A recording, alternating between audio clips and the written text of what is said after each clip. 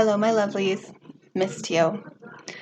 Apologize for the webcam quality. That's all I've got right now, but I'll be working on trying to get something better as soon as I can. On my Tumblr channel, I get a lot of requests for advice, and unfortunately, I don't think that my roleplay blog is always the best place to answer them, so I decided to try something new. We're going to do an advice video. I only have a couple questions that I'm going to answer this time, but I'm hoping that we'll be able to do this again soon and answer maybe some more specific things as well. So without further ado, I'm going to try not to give you very terrible advice. So this first question, I'm hoping that my answer doesn't come too late, but I'm going to answer it anyway in case it helps somebody else that might be in a similar situation, even if you're not in this one anymore. This was an anonymous question. It says, "Dear Jess, there's a girl I know that really triggers my anxiety. She's very pushy and wants me to tell her everything about my personal life. So I really don't want to hang out with her. But the problem is she really wants to hang out with me. I just hate to reject her because she takes everything personal and asks me if I hate her or something when I say no to hanging out with her. What should I say to her? Should I just hang out with her even though it really triggers my anxiety?" This is difficult and it's very specific, but in general, I think there's a lot of times when somebody is pushing to interact with us in a way that doesn't make us comfortable, and you need to have an easy way of saying no to that person, and it's not an easy thing to do. I always advocate for honesty and safety. So first and foremost, you have to be safe, so you have to know your own personal boundaries, and no, you don't have to hang out with somebody if it's making you feel uncomfortable. Absolutely, if she can't modify her behavior, you don't need to hang out with somebody that's doing that. The easiest way to combat that is to have a frank and honest conversation with her. If she really cares about you as a person, then she'll be willing to hear what you have to say and modify her behavior, because I don't think she wants to trigger you or hurt you. If you can, I'd sit down with her face to face. I'd explain the feelings that you've been having, the anxiety and depression and things that are being triggered. Just let her know that in general, questions that are really personal and that really dig into your life cause that anxiety to happen. Let her know that you're excited, that she wants to get to know you, but that you need her to respect that boundary and not push for personal information. Let her know that that's the only way that you can continue to have a safe relationship with her. And that's if you want a safe relationship with her. You're under no obligation to be friends with her. But if you want to move forward in a healthy way with this individual, then she needs to understand that what she's doing is not okay. It's not an easy conversation to have, and it's not an easy conversation to be on the other side of. I've definitely had situations where friends have talked to me about behavior before, and it wasn't an easy thing to hear. But if you care about that person, you're going to listen to what they have to say and then make adjustments to your behavior. If she cares about you, then she'll want to hear what you have to say, even if it's painful, and make adjustments. If she's not willing to make those adjustments, then she's not interested in really being your friend. And in those cases, you should pull yourself away from the situation and cease contact with her. I hope that helps. One additional note, if you ever have difficulty saying something to someone face to face, another option is to write it out in a letter or an email. And when you do write out a letter or an email that's expressing something that may be difficult, it's a good idea to write it, set it aside for a little bit, come back to it and read it, see if it sounds angry or antagonistic or mean. That's not what you want to go for. You want to be honest, but you don't want to be hurtful. And it's always a good idea to have somebody that you trust read it to. So this next question is a biggie, a very broad topic, but it says, "Dear Jess, should I stand up for basic human rights and be outcasted from my family, or throw my morals out the window and be accepted and loved?" Whew, that's difficult. There's nothing more upsetting than being in an environment with your loved ones where you feel like your personal beliefs are being challenged. The easiest thing to do is to not say anything. And sometimes that's the safest thing to do. You have to be able to gauge your level of safety before engaging in these conflicts. If it's just a case of it might make the atmosphere a little uncomfortable to have those conversations, then they might be worth having. And in that case, I'd recommend starting small. I don't know exactly which values you're speaking to, so I can't offer specific advice on ways to broach those topics, but there's always ways to kind of let them know that you don't agree with what they're saying. You know, if they're voicing something in a news article, you could be like, I don't agree with you and you're making me a little uncomfortable right now. Baby steps towards broaching those conversations. I'd say absolutely it's not okay to just throw out your values and beliefs because you're in a situation where you feel like they're being smothered.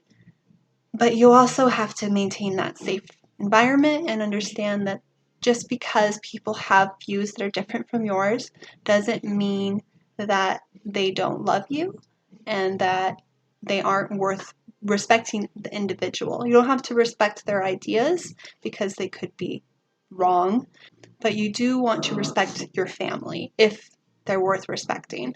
Obviously, there's individuals that aren't, but since you're asking the question, I'm going to assume that they are.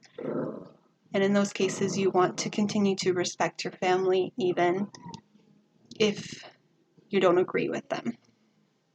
One way to kind of get into this is to talk to them about why they have the beliefs that they do and try to understand where they're coming from on the issue so you can know where your opportunities are to sneak in and start presenting your side of things. Because this question is really broad, I don't have any more specific information for you, but I would say definitely stick to your guns. Be willing to talk to them and understand where they're coming from. Respect the people that you love, and just try for little openings to broach your issues with. This next question comes from Sarah. She's 21. She's another Tumblr user on here. I believe she has a roleplay blog that I've seen some of. Looks like she's having a good time and getting into it, which is very exciting. But she has a very long message that she sent me, so I'm just going to paraphrase it. The gist of it is that she has two friends in real life that she's known for a very long time and that she's depended on for a long time. However, those friends, due to no fault of their own, have gotten very busy in their personal lives, and they don't have as much time to spend with her as they previously did. While she does have a lot of online friends, it's not giving her the physical contact and relationship that she needs. She states that she deals with depression and anxiety, and that those are complicated by this issue of not having friends in person that she can interact with. So essentially she's saying that she knows that she should make some new friends so that she has people to interact with face to face, but she's only taken a couple classes, she's working part-time, so she doesn't get out very much and doesn't have much opportunity to meet new people. She wants to know what to do. I hope I broke that down okay for you, Sarah. Thank you for letting me use your name, and thank you for sending that. It was a lovely email to read, and I'm glad that you reached out. There's lots of ways to make friends. It's easy when we're in school, like high school, because we're just surrounded by the same people all the time, and you become friends with people kind of out of necessity rather than even necessarily out of common interest. The internet is great because we're able to really pick people who have common interests with us, and you're able to make friends easily with people who have a lot of things in common with you. And I think that it has spoiled us a little bit sometimes on being able to interact easily with people. However, there are ways that you can meet people in the real world that also share similar interests with you. Your public library is a great resource. Most libraries will have a community board where people will list groups and different activities that meet there. You can look for a book club, that would be great, or a writing club if you like to write. I know that November has just ended. I was hoping to give this advice a little earlier, but there's always this group called the National Novel Writing Month, Nanowrimo. Nanowrimo.org is a fabulous organization. It's got regional groups all over, and the great thing is that you can reach out to them even when it's not November, and some of these groups meet all year round. So looking for those groups within your community is fabulous. There's a website called, I think it's Meetups, where you can find local groups that meet in your area and they advertise their going-ons. on the website, and you can search by things that interest you. So again, writing was one that drew me, but there's lots of different things that you can look for. There's crafting groups and people who bring their dogs to do dog training, and lots of different things. You can also look and see if the HPA has a local chapter in your area. It would be a fabulous way to get involved and meet some new people. So the HPA is the Harry Potter Alliance. For those who don't know, it's a fabulous nonprofit that raises money for literature and literacy in the US. And they're really great. And they have local chapters that are involved in each area. They have leadership programs. They have the Granger Leadership Academy, which is a conference that happens every year for potential leaders within their chapters to go and learn more about changing the world. It's pretty great, actually. So that would be something that would be great to get involved with, not just for meeting people, but because it would be a worthwhile thing. Since you mentioned that you're in school, your school should have clubs. Even community colleges usually have clubs that have students that meet up, maybe not all the time, but I'm sure you could find one that strikes some small amount of interest, and you can go in and meet people that way. So I would just go in and take a look at it and see what you find. That's where I would start. Look for groups that are already meeting, ready-made groups of friends. It might be a good place to go. And you can always come and see me in Las Vegas. We'll hang out anytime. So this one is another difficult one. I hope I'm doing okay on these. This is another anonymous question. It says, for the Ask Jess thing, how does one get over an unrequited crush?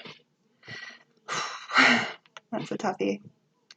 It's not easy, and it's not something that usually goes away on its own. It will in time.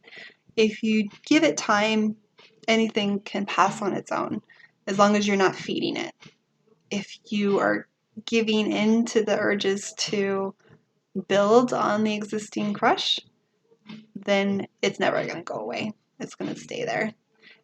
I've had a lot of unrequited crushes.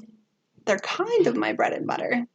They're easier for me than getting involved with people for real because nothing's going to come of it. They feel safe to me.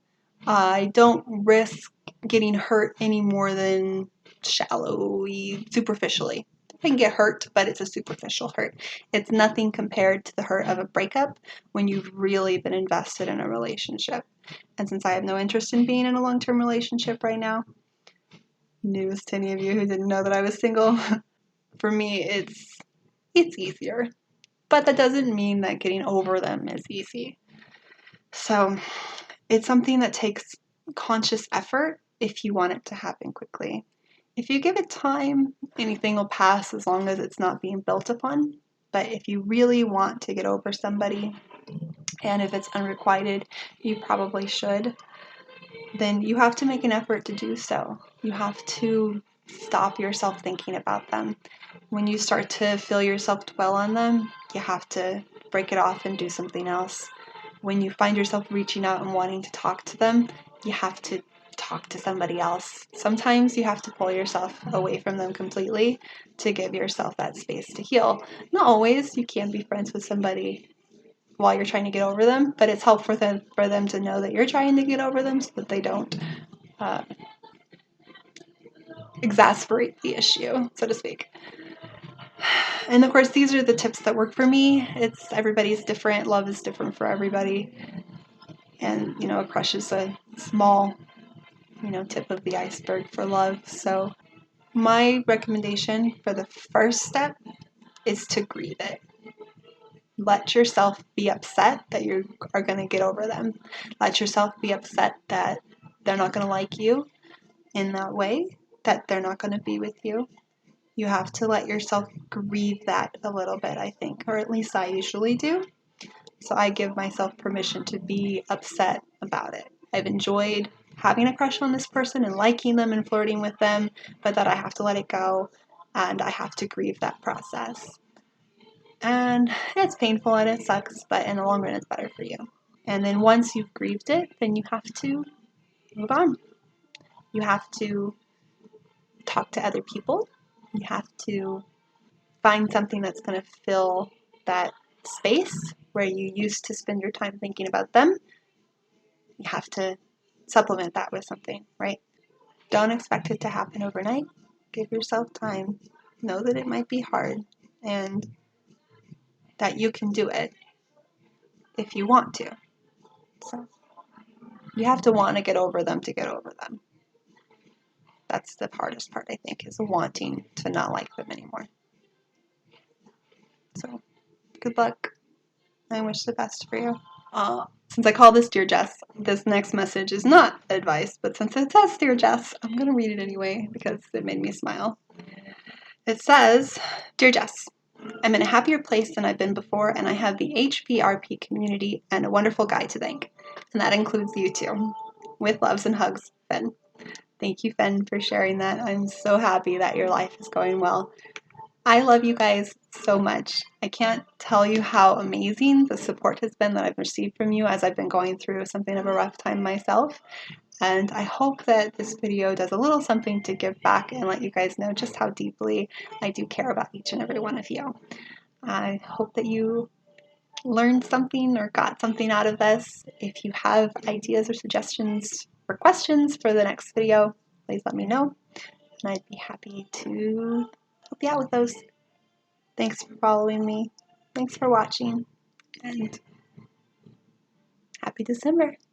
Love you guys.